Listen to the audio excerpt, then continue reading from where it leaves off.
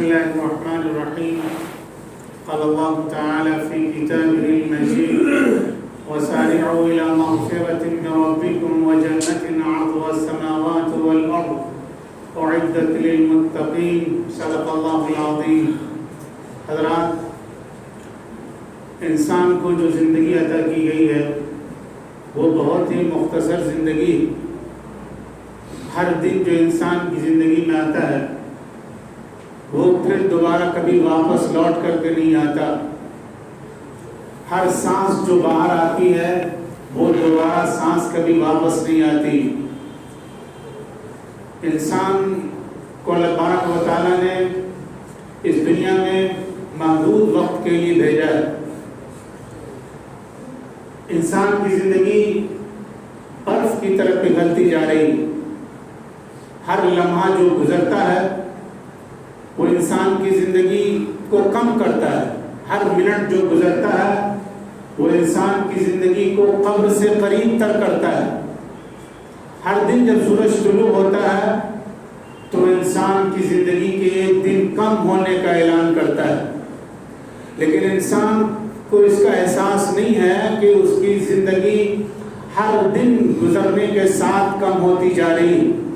اس کی سانسیں ہر منٹ کے ساتھ کم ہوتی جا رہی. حضرت اکرم صلی اللہ علیہ وسلم نے لوگوں کو نصیحت فرماتے ہوئے کہا کہ لوگوں اس زندگی کو غنیمت جانو. اور آپ نے فرمایا کہ 5 چیزوں کو غنیمت جانو 5 چیزوں کے آنے سے پہلے. فرمایا شبابک قبل حرمی، بڑھاپے سے پہلے جوانی کو غنیمت جانو. اس لیے کہ جوانی انسان کو ایک بار ہی ملتی اور یہ جوانی جب چلی جاتی ہے تو انسان کی زندگی میں پھر دوبارہ کبھی لوٹ کر نہیں آتی ہے. اس لیے جوانی میں اللہ کو یاد کرو. جوانی کی عبادت اللہ تبارک و تعالیٰ کو بے حد پسند ہے. حدیث شریف میں حضرت اکرم صلی اللہ علیہ وسلم نے فرمایا کہ 7 لوگ ایسے ہوں گے جو قیامت کے دن عرش کے سائے میں ہوں گے. ان میں سے ایک شخص وہ ہوگا جس نے جوانی میں اللہ تبارک و تعالیٰ کی عبادت کی ہوگی. تو جوانی کی عبادت اللہ تبارک و تعالیٰ کو بے حد پسند ہے. اس لیے کہ جوانی میں طاقت ہوتی، جوانی میں انسان کے اندر چستی اور پھرتی ہوتی، ہوش حواس درست ہوتے ہیں، سارے اعضاء اور سارے پارٹس پرماننٹ کام کرتے ہیں. اس وقت کی جو عبادت ہوتی ہے وہ اللہ تبارک و تعالیٰ کو بے حد پسند ہوتی. حضور نے فرمایا کہ بڑھاپے سے پہلے جوانی کو غنیمت جانو. اور پھر آپ نے فرمایا کہ صحتک قبل سقم، بیماری سے پہلے صحت کو غنیمت جانو. یہ صحت جو اللہ تبارک و تعالیٰ کی طرف سے عطا کی گئی، یہ تندرستی جو انسان کو ملی ہے، یہ اللہ تبارک و تعالیٰ کی بہت بڑی نعمت ہے. بہت سے لوگ جو صحت کے لیے ترستے ہیں، جو تندرستی کے لیے مارے پھرتے ہیں، دنیا کا چکر لگاتے ہیں، کوئی ڈاکٹر نہیں بچتا ان سے، کوئی ہاسپٹل نہیں بچتا، صرف اس امید میں کہ ان کو صحت مل جائے اور ان کو تندرستی مل جائے. لیکن بہت سے لوگ ایسے بھی ہیں جو اس صحت کی ناقدری کرتے ہیں، اس صحت کا صحیح استعمال نہیں کرتے. حضرت اکرم صلی اللہ علیہ وسلم نے فرمایا کہ بیماری سے پہلے صحت کو غنیمت جانو. اس لیے کہ جب بیماری آ جائے گی، جب آزار تم کو گھیر لیں گے تو پھر تمہاری طاقت کمزور ہو جائے گی اور تم اللہ کی بندگی اس طرح نہیں کر سکتے جس طرح تم صحت کے حالت میں کر سکتے ہو. اس لیے بڑھاپے سے پہلے صحت کو غنیمت جانو. اور پھر آپ نے فرمایا غنا کا قبل فقر، کہ مالداری کو محتاجی سے پہلے غنیمت جانو. بہت سے لوگ ایسے ہوتے ہیں جن کو اللہ تبارک و تعالیٰ نے مال و دولت سے نوازا ہے، لیکن وہ مال کا صحیح استعمال نہیں کرتے، مال کو اللہ کے راستے میں خرچ نہیں کرتے، فضول خرچیاں کرتے ہیں، اور جب مال ان کے ہاتھ سے نکل جاتا ہے تب وہ ہاتھ ملتے ہیں، افسوس کرتے ہیں کہ کاش کہ میرے پاس مال ہوتا، کاش کہ میرے پاس دولت ہوتی تو میں اللہ کے راستے میں خرچ کرتا، میں غریبوں پر خرچ کرتا، میں نیک کاموں میں خرچ کرتا، میں حج کرتا، عمرہ کرتا، وغیرہ وغیرہ کرتا، لیکن اس وقت افسوس کرنے سے کچھ نہیں ہوتا۔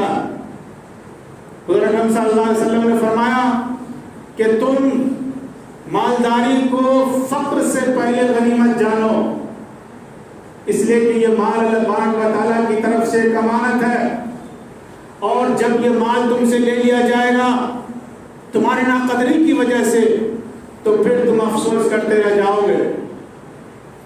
اور پھر حضور اکرم صلی اللہ علیہ وسلم نے فرمایا کہ فراغ قبل شغل، تمہارے پاس جو فرصت ہے، تمہارے پاس جو ٹائم ہے اور وقت ہے، اس کو غنیمت جانو مشغولیت سے پہلے۔ بہت سے لوگ ہوتے ہیں اتنے بیزی ہوتے ہیں کہ ان کو اپنے بچوں کے لیے فرصت نہیں ہوتی، نماز کے لیے فرصت نہیں ہوتی، روزے کے لیے فرصت نہیں ہوتی، اللہ کو یاد کرنے کی فرصت نہیں ہوتی۔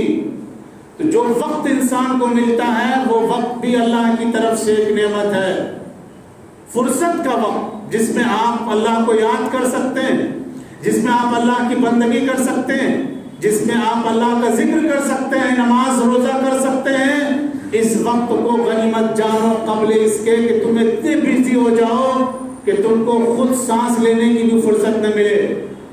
بہت سے لوگ اتنے بیزی ہوتے ہیں کہ ان کو اپنے آپ کے لیے بھی ٹائم نہیں ملتا، اپنی صحت کے لیے ٹائم نہیں ملتا، اپنے گھر والوں کے لیے ٹائم نہیں ملتا، اپنے رشتہ داروں کے لیے ٹائم نہیں ملتا، اور سب سے بڑھ کر یہ کہ اللہ تبارک و تعالیٰ کو یاد کرنے کا موقع ان کے پاس نہیں ہوتا۔ تو حضور اکرم صلی اللہ علیہ وسلم نے فرمایا کہ ٹائم کو غنیمت جانو مشغولیت سے پہلے، قبل اس کے کہ تم بیزی ہو جاؤ اور سب کچھ تم بھول جاؤ۔ وَحَيَاتَكَ قَبْلَ مَوْتِكَ، اور آخری بات جو حضور اکرم صلی اللہ علیہ وسلم نے فرمائی وہ بات یہ کہ زندگی کو موت سے پہلے غنیمت جانو۔ یہ زندگی تم کو ایک بار دی گئی ہے، یہ دوبارہ کبھی نہیں ملے گی۔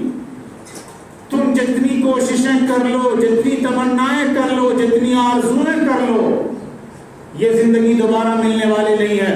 حدیث شریف میں آتا ہے کہ قیامت کے دن جب جنتی جنت میں چلے جائیں گے تو ان کو کسی چیز کا افسوس نہیں ہوگا سوائے اس وقت کے جو وقت دنیا میں اللہ کی یاد کے بغیر گزر گیا۔ اللہ تعالیٰ قرآن کریم میں فرماتا ہے وَهُمْ يَسْتَرِخُونَ فِيهَا رَبَّنَا أَخْرِجْنَا نَعْمَلْ صَالِحًا غَيْرَ الَّذِي كُنَّا نَعْمَلْ، کہ جب جہنم والوں کو جہنم میں ڈال دیا جائے گا تو وہ چیخیں گے، چلائیں گے، ہنگامہ کریں گے، کہیں گے یا اللہ مجھے نکالیے جہنم سے، ایک چانس دیجئے۔ اور ہم وعدہ کرتے ہیں کہ ہم وہ کام نہیں کریں گے جو کام کرتے تھے، یعنی ہم اب جب دنیا میں جائیں گے تو اللہ کو یاد کریں گے، اللہ کی اطاعت کریں گے، اللہ کی فرما برداری کریں گے، نماز کی پابندی کریں گے، جھوٹ نہیں بولیں گے، مکاری نہیں کریں گے، فراڈ نہیں کریں گے، شراب نوشی نہیں کریں گے، زنا نہیں کریں گے، چغلخوری نہیں کریں گے، فتنہ پروری نہیں کریں گے، جتنے گناہ ہیں ہم ان سب سے دور رہیں گے۔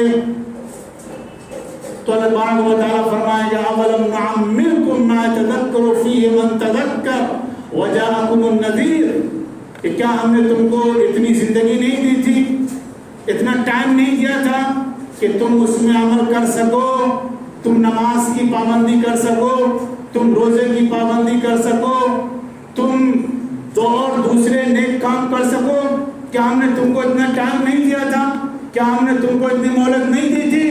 اور یہی نہیں بلکہ ہم نے تمہارے پاس ایک پیغمبر بھی بھیجا تھا، ایک میسنجر بھی بھیجا تھا جو تم کو اللہ تبارک و تعالیٰ کی یاد دہانی کراتا تھا، آخرت کی یاد دہانی کراتا تھا اور گناہ سے بچنے کی تلقین کرتا تھا، لیکن تم سنتے ہی نہیں تھے۔ تم دنیا کی زندگی میں مست تھے، تم عیش و آرام میں مست تھے، تم اپنی دولت میں مست تھے، تم اپنے عہدے اور منصب میں مست تھے، تم سیر سپاٹے میں مست تھے، عیاشیاں کرنے میں لگے تھے، تم کو کسی چیز کا ہوش ہی نہیں تھا، تم کو یہ ہوش ہی نہیں تھا کہ ہم کو مرنا بھی ہے اور مٹی میں ملنا ہے۔ یہ ہوش انسان کو کب آتا ہے؟ جب موت اس کو سامنے نظر آتی ہے، موت کا فرشتہ جب اس کے سامنے کھڑا ہوتا ہے تو اس کو آخرت کی یاد آتی ہے، اور جب اس کے پاس ٹائم ہوتا ہے، جب اس کے پاس فرصت ہوتی ہے، اللہ کو یاد کرنے کا موقع ہوتا ہے، اللہ کے سامنے رونے اور دھونے کا موقع ہوتا ہے، تو اس وقت وہ مست ہوتا ہے، دنیا کی رنگینیوں میں مست ہوتا ہے اور دنیا کے اشارات میں مست ہوتا ہے۔ اللہ تبارک و تعالیٰ فرماتا ہے کہ وَسَابِقُوا إِلَىٰ مَغْفِرَةٍ مِّن رَّبِّكُمْ وَجَنَّةٍ عَرْضُهَا السَّمَاوَاتُ وَالْأَرْضُ أُعِدَّتْ لِلْمُتَّقِينَ، کہ تم دوڑو اللہ کی مغفرت کی طرف، دوڑو نیکی کی طرف، جنت کی طرف دوڑو۔ ٹائم تمہارے پاس بہت کم ہے اور زندگی تمہاری بہت کم ہے اور تمہارے سامنے ٹارگیٹ بہت بڑا ہے، تمہارے سامنے مشن بہت بڑا ہے۔ وہ مشن کیا ہے؟ اللہ کو راضی کرنے کا مشن ہے، آخرت میں کامیاب ہونے کا مشن ہے، جنت کو حاصل کرنے کا مشن ہے، اور اس دنیا سے ایمان کے ساتھ رخصت ہونے اور قبر کے عذاب سے بچنے کا تمہارے پاس سامنے مشن ہے۔ اس مشن کو تم یاد رکھو اور جو زندگی تم کو دی گئی ہے اس زندگی کو غنیمت جانو اور اللہ کو یاد کرو، غفلت سے توبہ کرو، گناہوں سے توبہ کرو، اللہ کے سامنے سجدہ کرو۔ یہی تمہاری زندگی کا مقصد ہے۔ اللہ تبارک و تعالیٰ ہم سب کو توفیق عطا فرمائے۔ وآخر دعوانا الحمدللہ رب العالمین۔